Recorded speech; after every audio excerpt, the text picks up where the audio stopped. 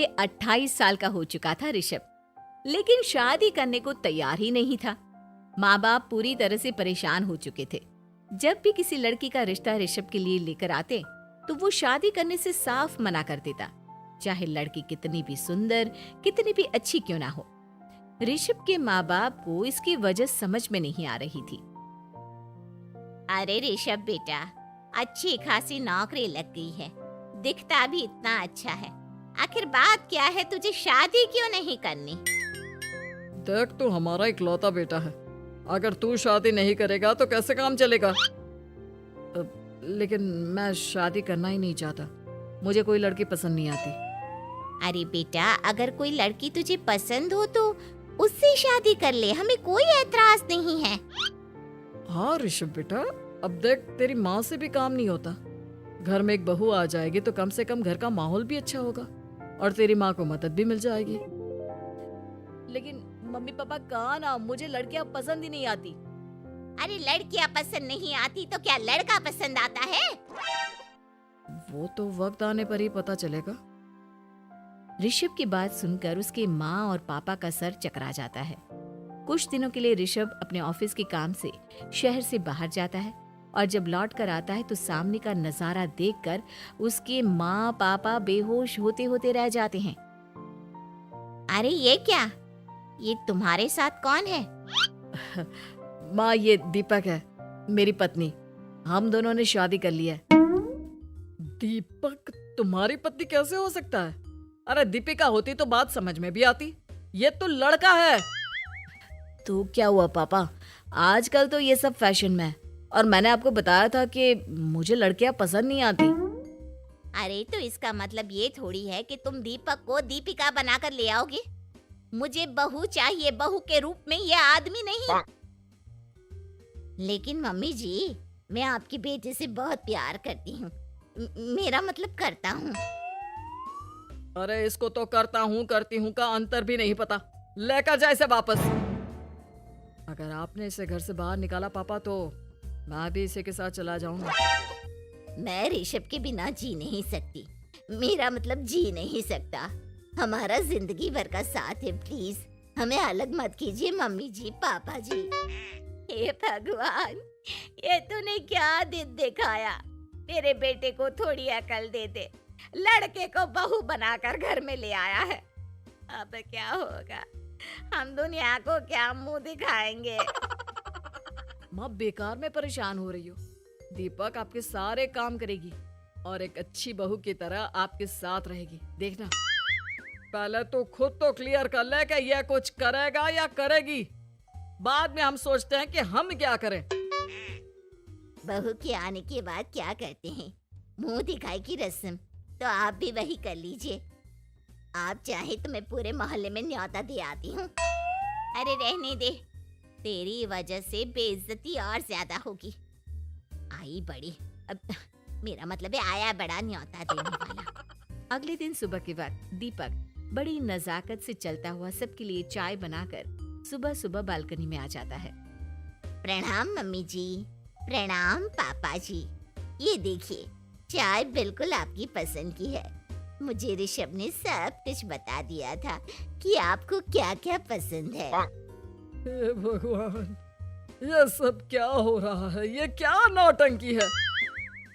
नौटंकी कहाँ है? माँ देखिए तो, मेरा दीपक आपका कितना ख्याल रख रहा है। लाओ, अब जो भी है, जैसे भी है, चाय पियेंगे ही सही।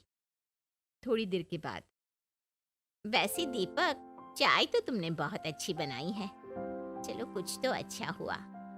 अगले दिन, अजी सुनते हैं, आज पैरों में बड़ा दर्द हो रहा है, लग रहा है घुटनों में फिर से कुछ न कुछ प्रॉब्लम हो रही है। डॉक्टर ने वो दवाई दी थी, उसकी मालिश करो ना अपने घुटनों पर, आराम मिल जाएगा। वो क्या है ना, खुद के हाथों से ठीक से मालिश नहीं हो पाती। अरे मम्मी जी, आपको परेशान होने की क्या जरूरत है, मैं हूँ ना, लाइए मैं आपके पैरों पर मालिश कर देता हूँ, मेरा मतलब कर देती हूँ। अरे रहने दे, रहने दे, घर में बहू होती तो सेवा करती, यहाँ तो आदमी बहू बनकर बैठा हुआ है। मम्मी जी नाराज मत होइए, एक बार मुझे मौका तो दीजिए आपकी सेवा करने का। अच्छा ठीक है, ये ले दवाई लगा दे। दीपक बहुत अच्छे तरीके से घुटनों की मालिश करता है। थोड़ी देर के बाद इतना आराम मिल रहा है क्या बताऊं। ऐसा लग रहा है मेरे घुटनों में कभी तकलीफ थी ही नहीं। लगता है तुम्हारी लड़का बनी हुई बहू तुम्हें पसंद आने लगी है। ऐसा कुछ भी नहीं है, वो तो बस इतने अच्छे से मालिश की इसलिए मैंने इसकी तारीफ कर दी। मम्मी जी पापा जी आपस में लड़ाई नहीं करते। अच्छा आप ये बताइए शाम के खाने में क्या खाएंगे? पनीर दाल मखनी पुलाव कुछ भी स्पेशल बता दीजिए। अरे भाई ये सारी चीजें मुझे तो खाने में बहुत ही पसंद है। तुम क्या कोई औरत हो जो पनीर दाल मखनी बनाओगी? हाँ, अरे लड़का हो तो लड़के की तरह बिहेव किया करो ना। भले ही मैं लड़का हूँ तो क्या हुआ, अब तो मैं ऋषभ की पत्नी और आपके घर की बहू हूँ, तो मुझे उसी तरह से रहना पड़ेगा ना। अच्छा ठीक है, जो तुम्हें पसंद है बना लो। आदमी रसोई में खाना बनाते हुए कैसे लगते हैं जरा मैं भी तो देखूं। शाम को दीपक सबके लिए अच्छा सा खाना बनाकर डाइनिंग टेबल पर लगा देता है। ऋषभ ऑफिस से जब लौट कर आता है, सब लोग खाना खाने के लिए बैठ जाते हैं। अरे वाह, क्या गजब का पनीर और दाल मखनी बनाई है। ऐसा जायका तो होटल के खाने में भी नहीं आता। दीपक, कितना अच्छा खाना बनाती हो, मेरा मतलब बनाते हो। तुम्हारी इसी अदा की वजह से तो मुझे तुमसे प्यार हो गया।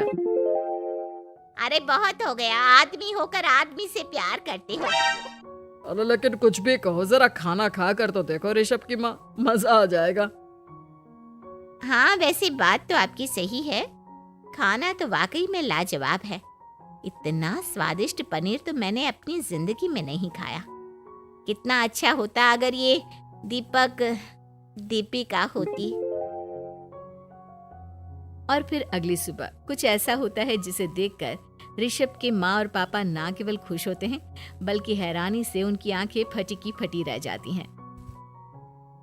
उन्होंने जो नजारा अपनी आंखों के सामने देखा उसे देखकर उन्हें अपने आप पर भरोसा नहीं हुआ। सुबह का वक्त था, सब लोग बालकनी में बैठकर सुबह की चाय का इंतजार कर रहे थे। तभी रसोई में से एक बहुत ही खूबसूरत लड़की जिसके लंबे लंबे बाल थे और जिसने साड़ी पहनी हुई थी, हाथ में चाय की ट्रे लेकर वहां आती है। अरे ये कौन है?